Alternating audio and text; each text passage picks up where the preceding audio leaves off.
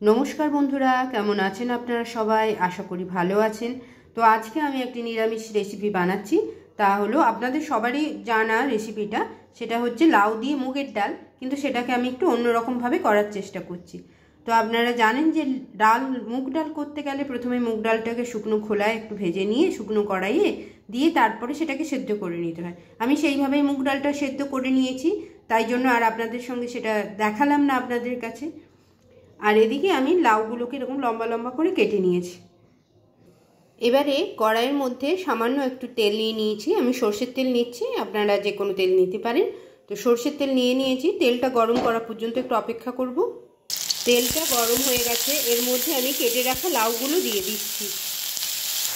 এই লাউ দেওয়ার সঙ্গে সঙ্গে দিয়ে দেব সামান্য পরিমাণ নুন।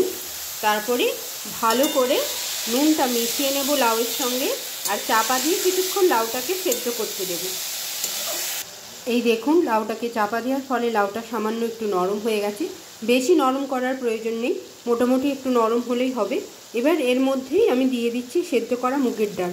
এই লাউ আর মুগের ডাল একসঙ্গে আবার চাপা দিয়ে কিছুক্ষণ ফুটতে দেব। এই দেখুন, মুগের ডালটা কিন্তু আমার পুরোপুরি গলে যায়নি, একটু দানা দানা আছে, কারণ লাউয়ের সঙ্গে আবার কিছুক্ষণ ফুটবে।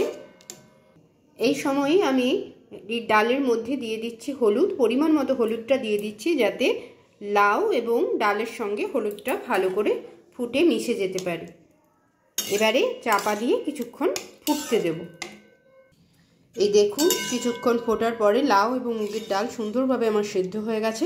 এবার আমি গ্যাসটা বন্ধ করে মুগের ডাল দিয়ে লাউটা যেটা আমি সেদ্ধ করে নিয়েছি, এটা আমি বাটিতে ঢেলে রাখছি। এবারে ফোড়নের পালা। তো প্রথমেই কড়াইটা গরম করে তার মধ্যে দিয়ে দিচ্ছি সরষের তেল। তেলটা ভালো করে গরম হয়ে গেছে, এর মধ্যে দিয়ে দিচ্ছি ফোড়নের জন্য গোটা জিরে, সামান্য একটু হিং, একটি শুকনো লঙ্কা আর বেশ কিছু কারি পাতা। সমস্ত ফোড়ন ভালো করে ভাজা হয়ে গেছে। এবার সেদ্ধ করা ডাল এবং লাউ একসঙ্গে দিয়ে দিচ্ছি। সঙ্গে আরও কিছুটা জল দিয়ে দিলাম, কারণ মুগের ডাল বসে যেতেই পারে, সেই জন্য একটু পাতলা করে নিচ্ছি। আমরা সাধারণত মুগের ডালে আমরা তেজপাতাটা ফোড়নে দিয়ে থাকি, তো আমি কারি পাতা দিলাম, এই স্মেলটা খুবই ভালো লাগে। তো একবার এরকমভাবে দিয়ে করবেন। এখনও আমার রান্না কমপ্লিট হয়নি, তো রান্না করছি এখনও। তো ফোড়নে দিয়ে দিলাম এগুলো, এবারে একটু ফুটতে দেব এবং এরই সঙ্গে দিয়ে দিচ্ছি কিছুটা আদা বাটা। ডালটা যখন ফুটতে শুরু করবে তখন নুনটা একটু দেখে নেবেন। আমার আর একটু নুন লাগতো, আমি নুন দিয়ে দিলাম। আর এরই সঙ্গে দিয়ে দেব কিছুটা পুরো করা নারকেল। ওই যে বললাম অন্যরকম একটু চেষ্টা করছি, তাই এইগুলো দিয়ে সব সময় তো এমনিভাবেই খাওয়া হয়, তো করার চেষ্টা করলাম। কেমন লাগছে দেখুন আপনারা। এবারে ফুটতে দেব। আর মিষ্টিতে তো অবশ্যই মিষ্টি না দিলে মুগের ডাল মানানসই হয় না একদমই। তো এবার মিষ্টিটা একটু দিয়ে দেব পরিমাণ মতো।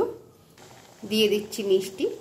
নারকেলটা আপনারা অল্প পরিমাণ দেবেন, না হলে কিন্তু লাউটা মুখে লাগবে না, নারকেলটাই লাগবে, তখন নারকেল দিয়ে মুগের ডাল হয়ে যাবে। তো লাউয়ের পরিমাণের থেকে অতি অল্প পরিমাণ আপনারা নারকেল গুঁড়ো দেবেন, যাতে স্মেলটা এবং খাওয়ার জন্য একটু অন্যরকম লাগে আর কি। ব্যাস, কিছুক্ষণ বেশ ভালোভাবেই ফুটে গেছে। রান্না আমার প্রায় কমপ্লিট। তো এই একদম শেষের দিকে আমি এর মধ্যে দিয়ে দেবো একটু ভাজা মশলা। ভাজা মশলা মানে জিরে, গোটা জিরে আর শুকনো লঙ্কা শুকনো খোলায় নেড়ে সেটাকে গুঁড়ো করে রাখা হয়, সেটাই আমার কাছে এটাই ভাজা মশলা। তো সেটা একটু দিয়ে দিলাম। গ্যাসটা বন্ধ করে দিয়ে দেবো একটুখানি ঘি। ব্যাস, আমার লাউ দিয়ে মুগের ডাল অন্যরকমভাবে তৈরি করা কমপ্লিট। এবারে নামিয়ে নিচ্ছি। তাহলে বন্ধুরা, তৈরি করে ফেললাম লাউ দিয়ে মুগের ডাল একটু অন্যরকমভাবে। আমি চেষ্টা করে দেখলাম, তো আপনারা বাড়িতে একবার এইভাবে ট্রাই করবেন। কেমন লাগলো আমাকে অতি অবশ্যই জানাবেন। তাহলে বন্ধুরা, আজকের মতো এইটুকুই রাখলাম। নমস্কার।